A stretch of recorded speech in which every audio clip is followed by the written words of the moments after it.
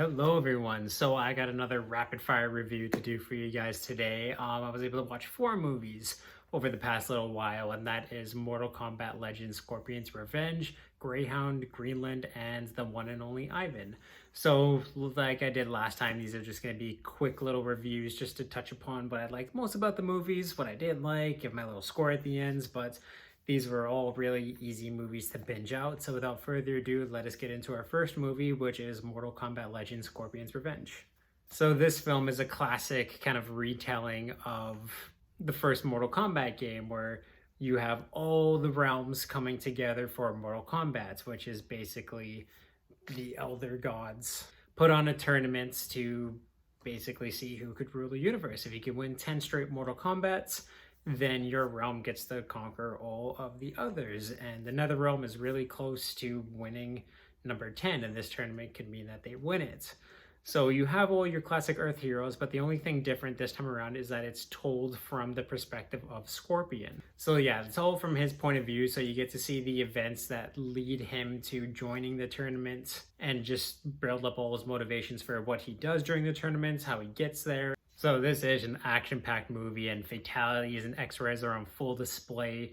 They're bloody, they're brutal. It's a really gory movie. Scorpion's chopping up dudes left, right, and center, and it's like almost every single kill in this movie feels like it could be a fatality on its own. So if you're into that, this movie nails upon its head. There's a lot of it, so be ready for that. It is pretty awesome, some of the fatalities that they show off in this, whether it be new ones that they made for this movie or just classic ones that they animated into here. All the fight scenes too are like really smooth, really well like drawn out and choreographed. It's like they take moves from the characters and put it into this movie, and it's really awesome to see like Liu Kang's bicycle kick, Scorpion's classic get over here move, Goro's in this. Like, it has a lot of the classic characters that everyone's wanted to see: Reptile, Baraka, Goro, Shao Kahn, Raiden, Sonya Blade, Johnny Cage.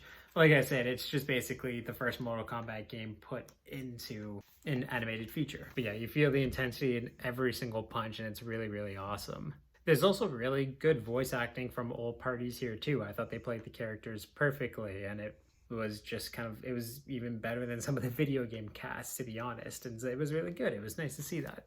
It doesn't do much to shake up things. Like I said, it really sticks to the classic origin. It's just they do change a few things with the result of this first tournament.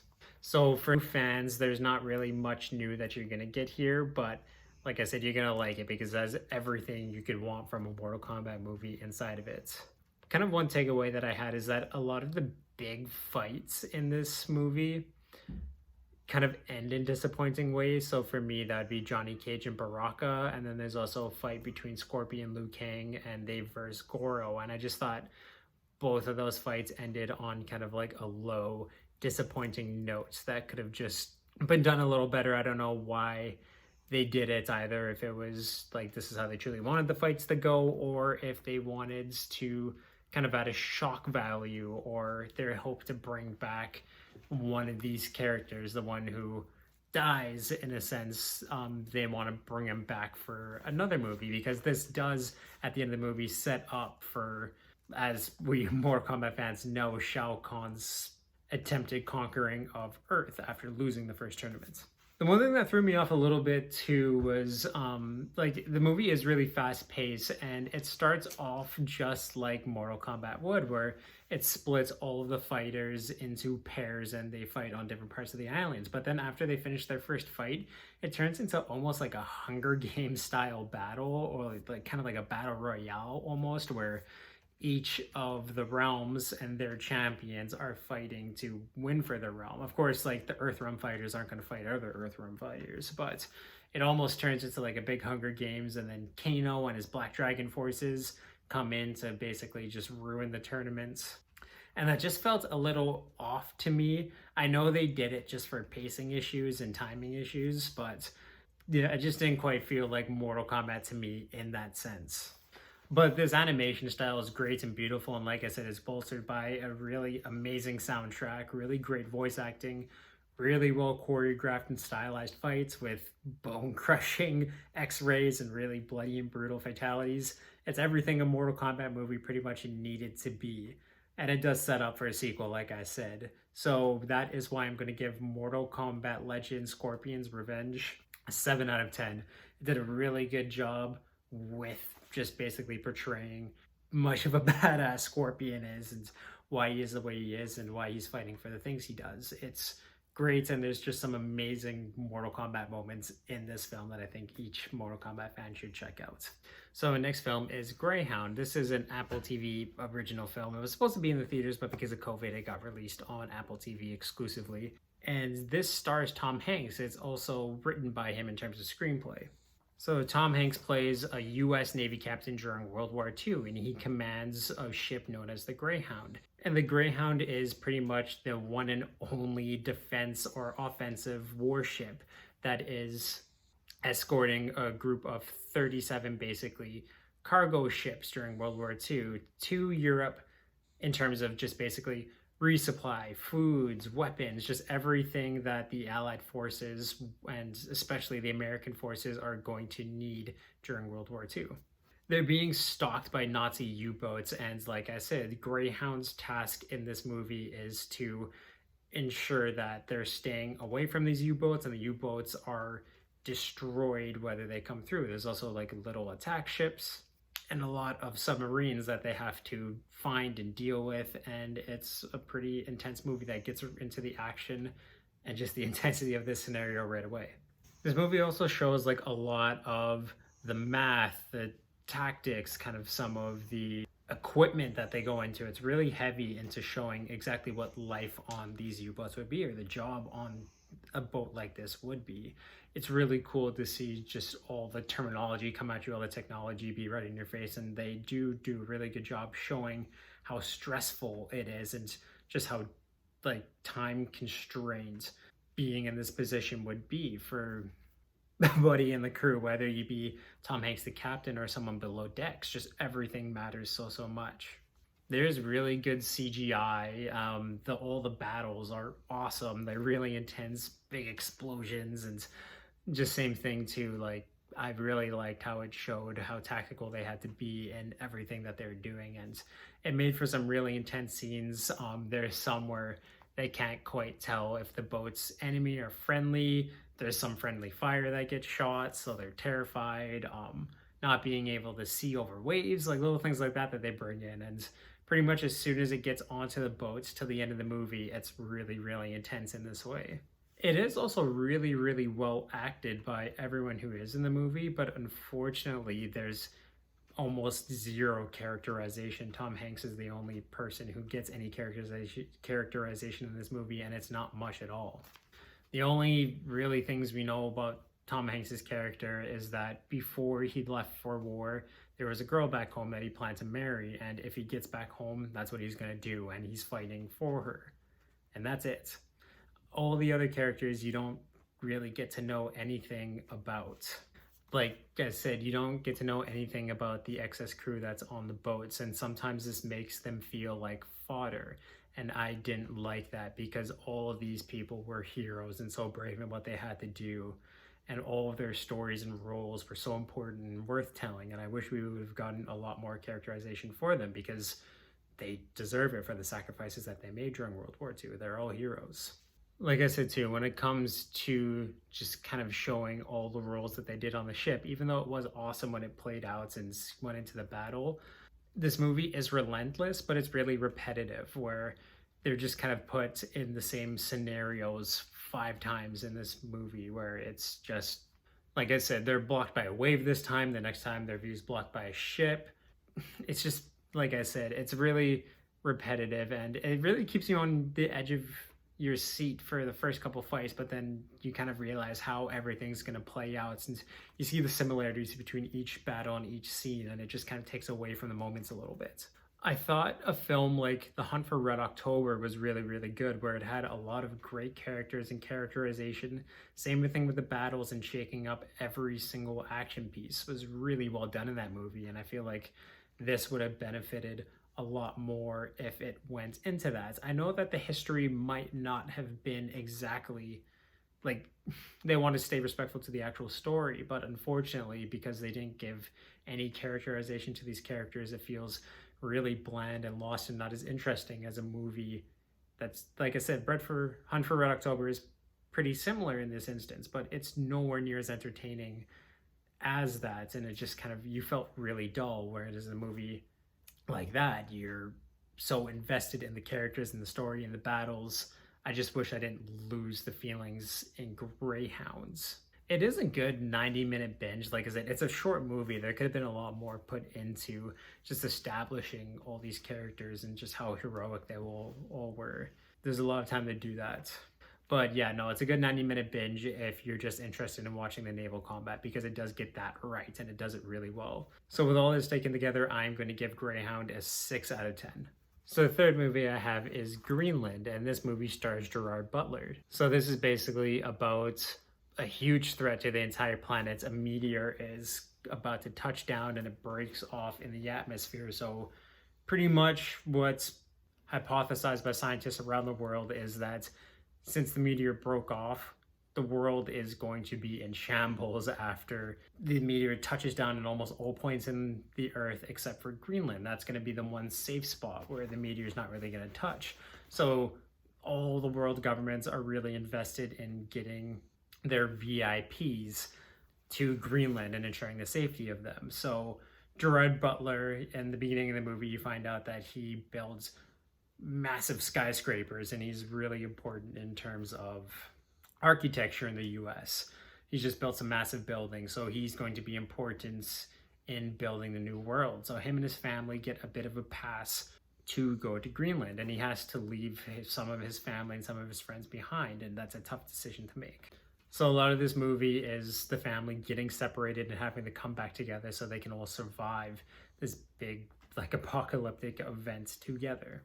This movie, from the trailers, made it seem like it was really going to go into the politics of an event like this and how governments act, and also too how people retaliate because they're almost left to die. And I was really excited to see how this was all going to play out, if they're really going to get into the dialogue of that. But it turns out that most of this movie is just Gerard Butler and his family and friends hashing out their drama while all of basically this doomsday scenario plays out in the background of this movie. Like, it's just basically high school drama with, oh, here's a meteor coming down. The one thing about it too is even when it gets into like the big disaster and world-ending scenes, they're not as exciting or as devastating as other movies we've seen. I thought 2012 did a better job showing like an did a better job of showing like a world-ending events than this movie did. The one thing too that I found that was a little disappointing is I feel like if there was just a fire spreading across the world, or just any other, like a big earthquake, any other big doomsday events, it would have had the exact same effects. They didn't really go into the meteor shower. That's just what it was. It's just they could have replaced it with anything and it would have been the exact same story, which I feel is a really bland and lazy in terms of the writing. So for me, like I said, I've just seen way better doomsday movies in terms of the destruction. It didn't really grip me at all or make me care for like the characters, because I felt a lot of them were so selfish, and just when it actually got into the devastation, it wasn't intense for me because I've seen way better and just stakes be a lot higher in movies like this.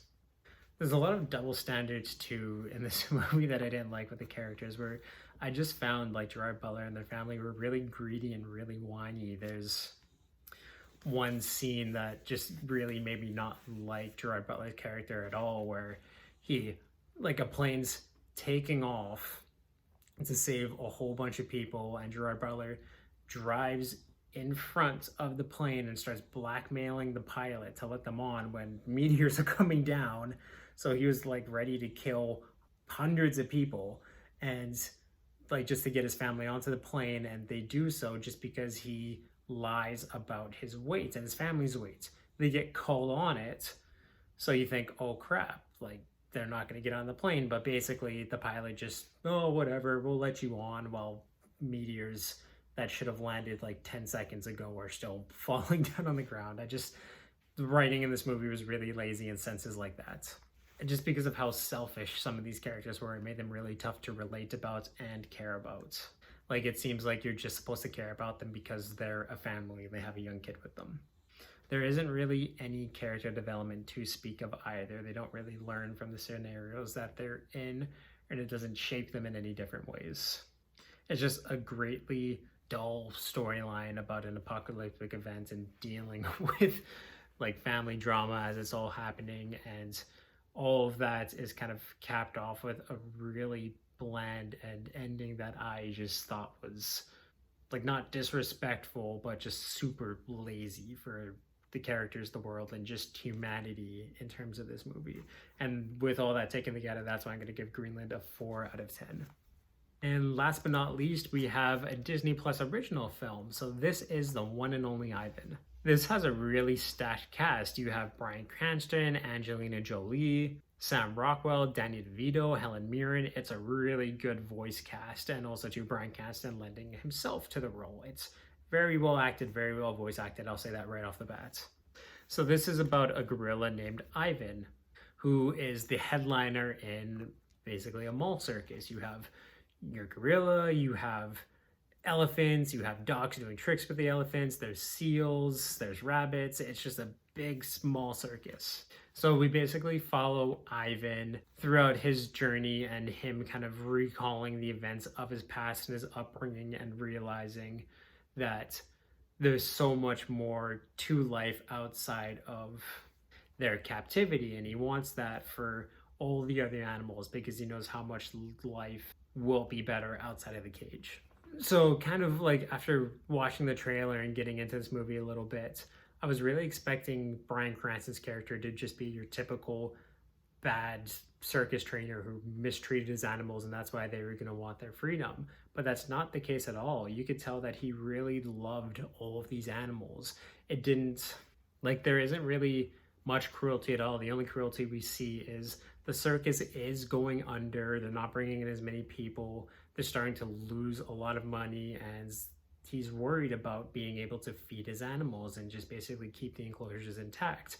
So he's teaching all these animals new tricks, and he pushes them a little too hard at some points, but he loves the animals so much, and you can tell it's not about him making a profit. It's about being able to show off how amazing these animals are, and just how, like I said, just how amazing they are. He loves them. He wants to provide the best home that he can for them, get them the best meals, and just have them show off who they are and how amazing they are.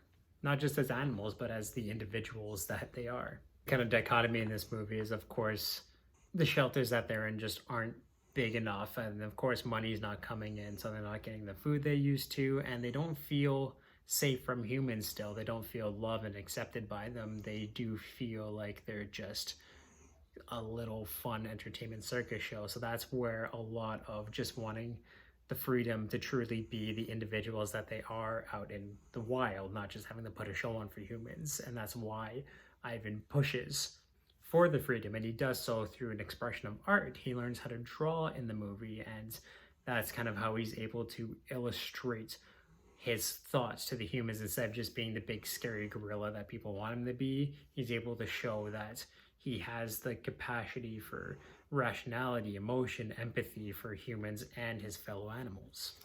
It is a really heartfelt and touching movie, and it does throw through its script by like telling a really human story and just being very relatable in a lot of ways, not just for animals, but it goes into just the captivity that a lot of people are stuck in their countries, and just sometimes in yourself and not being able to be yourself. I thought it was kind of beautiful, the message in this movie basically being that everyone is meant for way more than you could ever think your purpose would be in life, and that's awesome. It's beautiful, and it has a really good message to it that's heartfelt, and it's a great family movie that kids will enjoy and adults can find a lot of meaning into as well. It never feels cheap in the way that it's trying to portray the emotions it wants you to feel. Like, it's not doing it just in the sense that, oh, you should care about them because they're animals. Like I said, it gives them very human traits and thoughts, and it's very, very heartfelt and very, very touching in a lot of ways.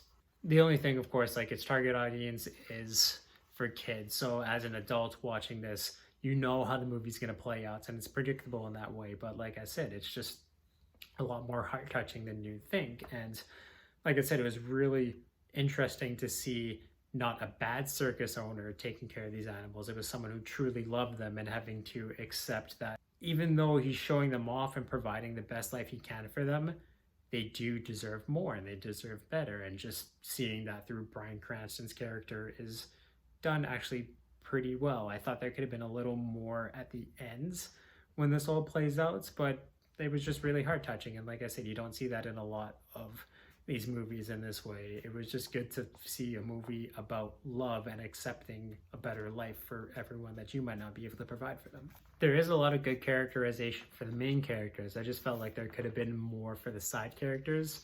This is just a little over 90 minutes long, and it felt like I said a lot of these side characters could have gotten the backstory that Ivan could have got. So just a little more that they could have snuck in there. But I know, like I said, the target audience was for kids and they had to push this out a little bit. I just feel like it could have benefited a lot more from having a lot more characterization in these characters. Even Bryan Cranston, for example, could have had a little more. But with a really good message, really good CGI. The animals look really great. They move well. They move, like I said, it was almost like you were at the circus yourself watching them. It was very well done and it looked very, very good. And with all this taken together, I am going to give the one and only Ivan a 7 out of 10. It is definitely worth checking out, especially if you have kids with you. They'll really like this movie. So for all 4 of these movies, please in the comments let me know what you guys thought about them and just kind of what your reviews would be on them. I'm interested to know. And if you like this video, of course, give it a thumbs up, and you can subscribe to my channel by clicking the little button right there and turning the little ringer on if you want to know when I upload new videos. You can check out all my other movie reviews and everything else I do on this channel through my link down below. But awesome, guys. Can't wait to catch up on more of these movies, maybe do a couple more rapid fire reviews, just more like single movie reviews. But yeah, I'm awesome, guys.